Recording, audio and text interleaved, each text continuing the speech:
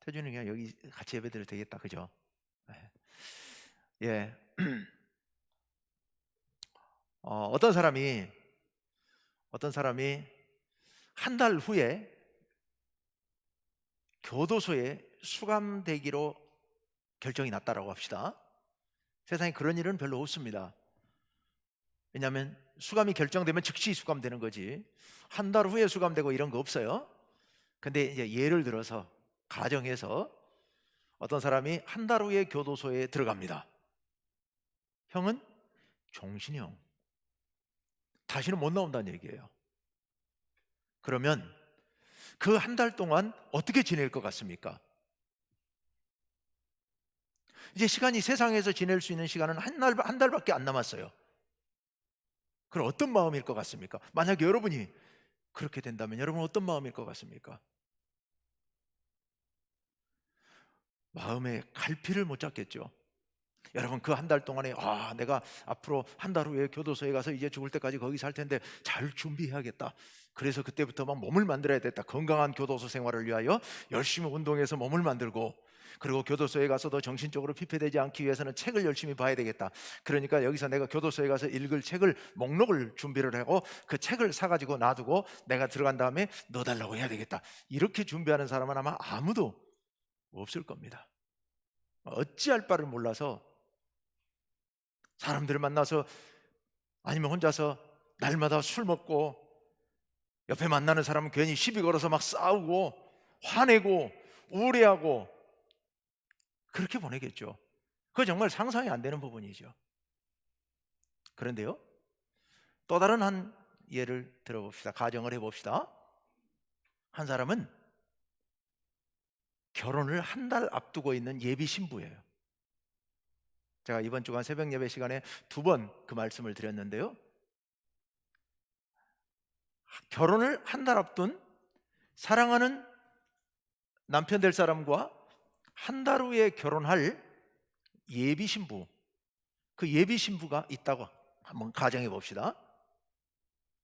여러분 어떤 마음으로 한 달을 보내겠습니까?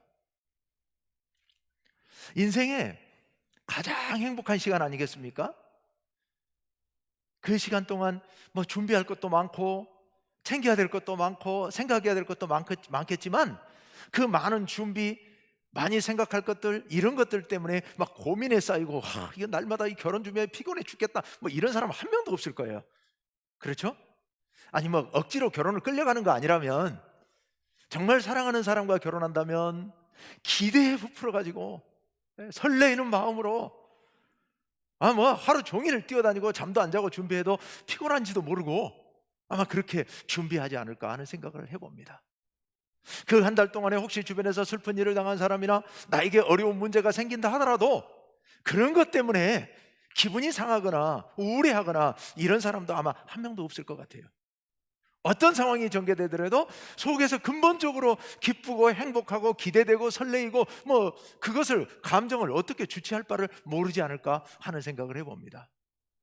그 사람이 한 달 후에 정말 사랑하는 남편 될 사람과 만나서 이제 새로운 가정을 꾸릴 건데, 그 한 달 동안 아무 남자나 만나고 다니겠습니까?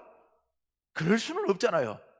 아무 행동이나 하고 다니겠습니까? 뭐 도둑질도 하고 사기도 치고 그럴 리가 없잖아요. 정말 정결한 마음과 정결한 행실로 또 여러 가지 그 기대에 부풀어서 여러 가지 것들을 구상하고 준비하고 떠올리고 하지 않을까, 이런 생각을 해봅니다. 여러분, 대림절인데요, 우리는 예수님의 재림을 기다리고 있습니다. 예수님께서 재림하신다는 얘기는 다른 말로 이 세상에 종말이 온다는 이야기입니다. 예수님께서 오셔서 이 세상을 아름다운 하나님의 나라로 바꿔주실 겁니다. 우리가 하나님과 예수님과 더불어서 하나님 나라에서 살게 될 겁니다. 하지만 심판을 받고 영원한 지옥으로 갈 사람들도 있습니다. 예수님을 모르는 사람들, 예수님을 믿고 준비하지 못한 사람들은 영원한 지옥에 갈 수밖에 없습니다. 따라서 예수님의 재림은 그들에게는 심판인 겁니다. 재앙인 겁니다. 세상 사람들도 예수님을 안 믿는 사람들도, 예수님의 재림을 기대하지 않는 사람들도 세상이 종말이 올 것이라고 하는 것은 생각하고 있습니다. 대부분.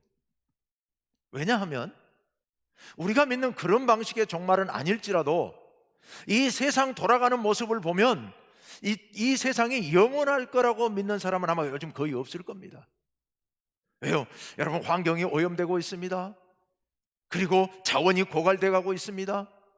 각종 전염병이 이렇게 시시각각으로 생겨나서 우리의 생명을 위협하고 있습니다. 온 세상에 지구를 몇 번씩 파멸시킬 만한 핵무기들이 개발돼 갖고 있고, 그 핵무기를 다루는 사람들은 우리가 보기에는 전혀 합리적이지도 않고 믿을만하지도 않은 사람들이 그거를 최종적으로 결정을 하고 할 자리에 서 있습니다. 여러분 아시지 않습니까? 저 북쪽의 지도자나 저 먼 큰 나라 미국 지도자나 우리가 보기에 그 사람들이 정말 이거 잘못 누르면 온 세상이 파멸되니까 이거 참아야 되겠다, 조심해야 되겠다, 뭐 이런 생각을 갖고 있는 건지 잘 모르겠어요. 확신이 안 생겨요.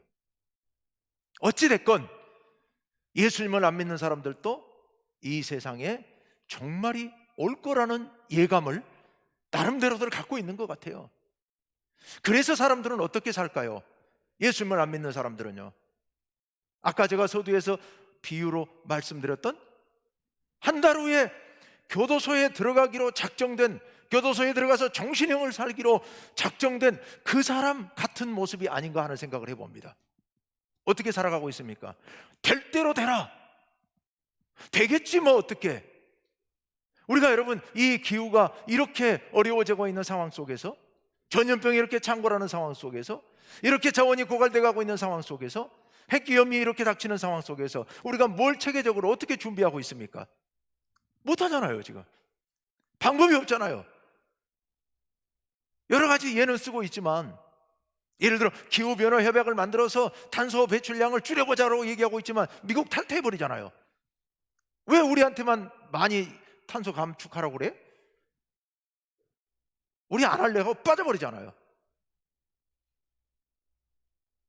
마치 한 달 후에 교도소로 들어가기로 작정이 돼서 절망 가운데서 어찌할 바를 몰라 날마다 술로 세상을 보내고 사람들과 시비 걸고 싸우고 어찌할 바를 몰라 우왕좌왕하고 있는 꼭 그런 사람 같은 모습이에요. 그런데 우리는 어떻습니까? 여러분은 어떠십니까? 우리는 예수님께서 오셔서 이 땅에 종말이 온다면 그것은 하나님 나라가 열리는 거잖아요. 우리가 그토록 기대하고 소망하는 하나님 나라가 시작되는 것이죠. 그래서 우리는 어떤 모습으로 살아야 할까요? 결혼을 한 달 앞둔 예비 신부의 마음으로, 결혼을 한 달 앞둔 예비 신부의 마음으로 우리는 살아야 합니다. 설레는 마음으로, 기대에 찬 마음으로. 세상이 아무리 어지럽고 세상이 아무리 시끄러워도 우리의 마음에 근본적인 기쁨, 감사 사라지지 않습니다. 결혼을 한 달 앞둔 예비 신부의 마음처럼 그렇게요. 세상은 여전히 결혼을 한 달 앞두고 있지만 세상은 여전히 시끄럽고 세상은 여전히 코로나가 퍼지고 있고 세상은 여전히 어렵지만, 그러나 그런 상황이 결혼을 한 달 앞둔 예비 신부의 마음속에서 기쁨을 빼앗아갈 수는 없다는 사실입니다. 그 기대를 빼앗아갈 수는 없습니다. 우리가 예수님을 기다리는 마음은 바로 그런 마음으로 기다리는 것이죠. 자, 그런데 정말로 우리가 기대하는 것처럼 그렇게 순탄하게 우리가 예수님 오실 그날까지 아무 탈 없이 잘 견뎌낼 수 있을까요? 우리 이대로 살아도 괜찮을까요? 오늘 설교 제목이 그날까지 괜찮을까요? 우리 이대로 괜찮을까요?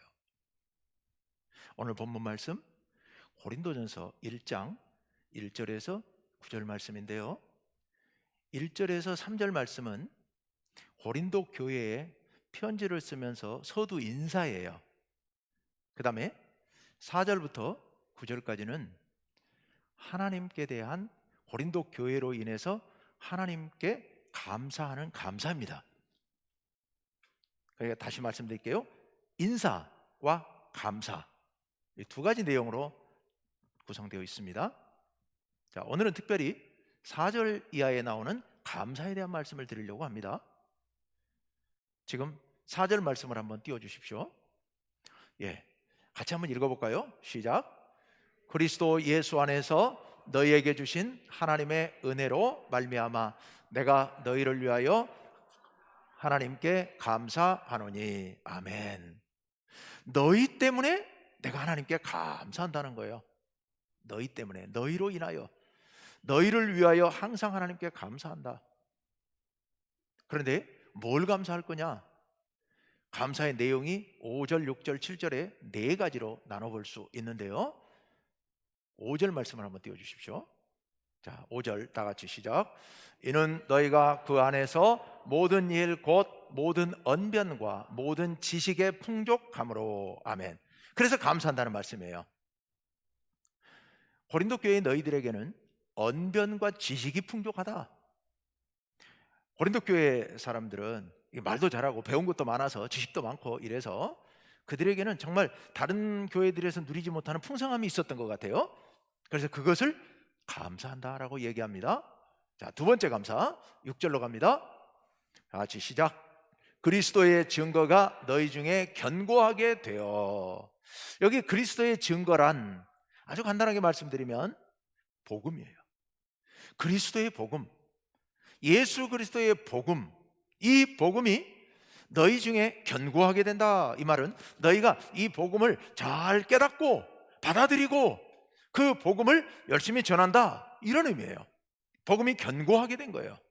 뭘 통해 견고하게 되느냐? 앞에 첫 번째 감사에서 있었던 그들에게 있었던 모든 언변, 모든 지식, 이런 것이 풍족함으로 인하여서 복음을 받아들이는 것도 빨리 받아들이고 그것을 견고하게 세울 수 있으니 감사하다, 이런 얘기입니다. 자, 세 번째 감사입니다. 7절 상반절. 자, 다 같이 시작. 너희가 모든 은사에 부족함이 없이 했어요. 은사에 부족함이 없다. 고린도 교회는 유독 은사가 아주 많았던 교회예요. 여기서 은사란 성령의 선물입니다. 성령의 선물, 구체적으로 말한다면 방언을 한다든지 예언을 한다든지 아니면 예언 통역을 한다든지 등등등, 이런 예언의 은사들이 고린도 교회 성도들에게는 풍성했습니다. 그래서 은사가 부족함이 없이 너희들에게 임한 것에 대해서 하나님께 감사한다. 이게 세 번째 감사입니다. 자, 네 번째 7절 하반절 다 같이요. 시작. 우리 주 예수 그리스도의 나타나심을 기다림이라. 아멘. 네 번째로 감사하는 것은 이런 것들로 인하여서 너희가 예수 그리스도의 나타나심, 오늘 말로 얘기하면 뭐요? 재림을 기다리고 있다는 거예요. 너희들이 예수님의 다시 오심을, 우리가 오늘 대림절 예수님의 다시 오심을 기다리는 건데요, 너희들이 예수 그리스도의 다시 오심 그날을 간절히 잘 기다리고 있으니 그래서 감사한다는 거예요. 너희 믿음이 아주 훌륭하다는 거예요. 다시 한번 정리해 봅시다. 지금 바울이 고린도 교회를 생각하면서 하나님께 감사하는 것, 언변과 지식이 풍족하고요, 많아요. 그래서 복음에 견고히 서 있습니다. 거기다가 하나님께서 주신 은사도 풍족해요. 그런 것들을 통하여서 주님 다시 오심을 잘 기다리고 있어요. 참 잘하고 있다, 감사하다, 이런 표현인 겁니다. 지금 마지막에 우리가 7절 하반절에서 봤던 것처럼 그리스도의 다시 오심을 그들이 잘 기다리고 있는데, 그런데 그렇다면 그들이 과연 그들이 기대하고 기다리는 대로 예수님께서 다시 오실 그날까지 그들이 괜찮을까 하는 의문을 던져봅니다. 왜냐하면 고린도 교회에 대해서 조금 생각해 보거나 아니면 고린도 전서를 읽어보면 그런 생각이 들 수밖에 없습니다. 원래 고린도 교회는 바울이 두 번째 전도 여행에서 세운 교회예요. 다른 지역들에는 오래 머무르지 못하고 복음을 조금 전하면 유대인들이 와서 방해하면 또 쫓겨나고 또 방해하면 또 쫓겨나고 해서 오래 있지 못했습니다. 데살로니가 교회 같은 경우에는 3주밖에 못 있었어요. 그런데 고린도 교회는 무려 1년 반 동안이나 바울이 머무르면서 그곳에 교회를 튼튼히 세웠습니다. 그래서 많은 성도들이 모였고, 그리고 말씀으로 잘 가르쳤습니다. 1년 반 후에 이제 바울이 다른 곳에 전도하기 위해서 고린도 교회를 떠났죠.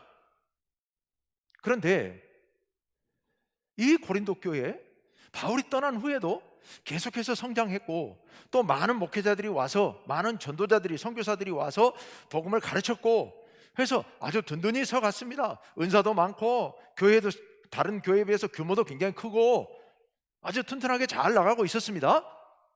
그런데 바울이 오늘 이 편지를 쓰면서 멀리 떨어져 있으면서 고린도 교회의 소식이 들려오는데, 어떤 소식이 들려오느냐?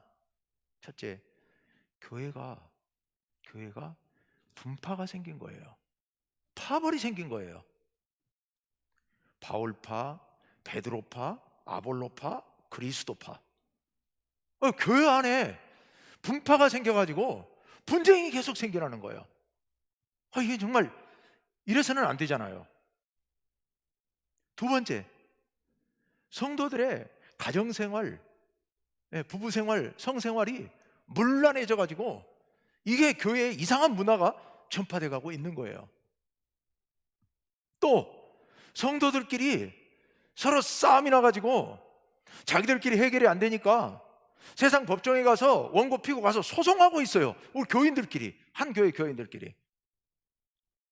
뿐만이 아니에요. 은사를 가지고 내가 받은 은사가 더 중요하고 큰 은사다, 네가 받은 은사는 나보다 못하다, 이게 또 문제가 생겼어요. 거기다가 부활이라는 것에 대해서 또 교리적인 논쟁이 벌어졌어요. 성찬식이 있는데 그 성찬식에서 음식을 먼저 먹네, 나중 먹네, 많이 먹었네, 적게 먹었네, 못 먹었네, 온갖 소란한 소음이 멀리 떨어져 있는 바울에게까지 이게 들려오고 있는 거예요. 야, 이게 정말 문제 전체 이 집합소인 것처럼 고린도 교회는 심각한 많은 문제를 안고 있었던 거예요. 여러분, 이 고린도 교회가 이대로 주님 오실 그날까지 괜찮을까? 이게 괜찮나? 이런 생각이 들 수밖에 없는 상황입니다. 그런 면에서 생각해 본다면 우리는 어떨까 하는 생각을 한번 해봅니다. 우리 한국 교회는 어떤가? 괜찮나? 주님 오실 때까지. 우리 한국 교회는 한 100여 년 동안 세계적인 유례가 없을 정도로 급속도로 성장한 교회입니다. 특히 6.25 전쟁 이후에 어려운 시절 60년대, 70년대, 80년대를 지나면서 교회가 폭발적으로 증가했습니다. 그렇게 증가하고 나니까 큰 교회 목회자들이 자기가 무슨 대단한 업적을 남긴 것처럼 이렇게 자기 과시를 하고요, 자기 업적을 내세우고요, 교회들마다 경쟁적으로 외형 경쟁을 벌려서 교회 건물 외형을 가지고 성도 수를 가지고 자랑하고 내세우는, 교회가 전부 다 개교회주의가 돼가지고서 교회마다 극단적으로 서로 경쟁하면서 하고 있는 모습들, 목회자들과 또 일부 성도들의 부도덕한 행동들, 성적인 범죄들, 교회 재산에 대한 어떤 비리들, 이런 문제들이 심심찮게 터져나오면서, 더군다나 이번에 코로나 상황을 겪으면서 세상 사람들에게 빛이 되거나 모범이 되는 것이 아니라 오히려 걱정거리가 되는 이런 상황. 교회가 이게 괜찮나? 우리 교회는 괜찮나? 나는 괜찮나? 그리스도 오시는 그날까지 우리는 이대로 정말 있어도 되는 건가? 우리는 많은 생각들을 하게 됩니다. 여러분, 고린도 교회 괜찮을까요? 8절 말씀 한번 읽어봅시다. 8절 말씀 다 같이요, 시작. 주께서 너희를 우리 주 예수 그리스도의 날에 책망할 것이 없는 자로 끝까지 견고하게 하시리라. 아멘. 너희를 언제까지요? 우리 주 예수 그리스도의 날에. 이 그리스도의 날이라는 게 뭡니까? 바로 주님께서 재림하실 날, 주님께서 세상을 심판하실 날, 그 날에 무엇이 없는 자로? 책망할 것이 없는 자로 견고하게 해주신다고 말씀하고 계십니다. 누가요? 누가? 주께서, 우리 주님께서, 우리 하나님께서 온통 문제 집합소인 고린도 교회를 우리 하나님께서 그리스도의 날까지 견고하게 하시겠다라고 말씀해 주십니다. 놀라운 은혜이죠. 놀라운 은혜예요. 우린 연약합니다. 우린 부족합니다. 우린 문제투성이입니다. 우리는 속에 죄에 대한 욕망으로 가득 차 있습니다. 우리는 나를 조금만 인정해 주지 않으면 분노합니다. 그리고 분파 만들고요, 당 짓고요, 내가 받은 은사가 크다고 내세우고 싶어 하고요, 나만 배부르면 그만이고요. 온통 문제투성인 교회, 문제투성인 성도들이 바로 우리들입니다. 그런데요, 그런데 우리 주께서, 우리 여호와 하나님께서 그런 우리를 붙잡아서 예수 그리스도께서 다시 오시는 그날까지 견고하게 해주시겠다고, 흔들림 없이 견고하게 해주시겠다고 그렇게 말씀하고 계시는 겁니다. 9절 말씀을 한번 읽어봅시다. 다 같이 시작. 너희를 불러 그의 아들 예수 그리스도 우리 주와 더불어 교제하게 하시는 하나님은 미쁘시도다. 아멘. 여기 미쁘시다는 말씀은 우리가 요즘 잘 안 쓰는 말입니다만은 우리 이제 고유의 언어이죠. 옛날 언어이죠. 믿으시다는 겁니다. 믿으시다. 믿음직스러우시다. 우리가 좀 더 익숙한 우리말로 바꾼다면은, 우리가 익숙하게 쓰는 한자말로 바꾼다면은 신실하시다. 한번 약속하신 것은 절대로 변치 않으시는 그런 하나님이시다. 하나님께서 우리 연약한 우리들을, 범죄투성인 우리들을, 문제투성인 우리들을 견고하게 세워주시는데요. 왜요? 우리의 성품이 좋아서가 아니에요. 우리의 성품이 하나님 보시기에 적절해서가 아니에요. 우리 하나님의 성품이 신실하시기 때문에요. 변함없으신 분이기 때문에요. 믿어오신 분이기 때문에, 믿으신 분이기 때문에 우리를 견고하게 세워주신다고 오늘 약속해 주고 계십니다. 네, 성도님 여러분, 혹 이 말씀을 믿고 그럼 우리는 가만히 있으면 될까요?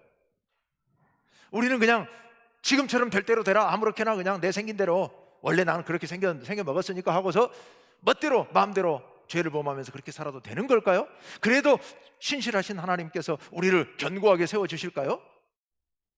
하나님께서 우리를 견고하게 세워주신다는 말씀 속에는 우리들이 하나님 앞에 온전한 모습으로 서려고 몸부림치는 성도의 도리를 다할 때 얘기입니다.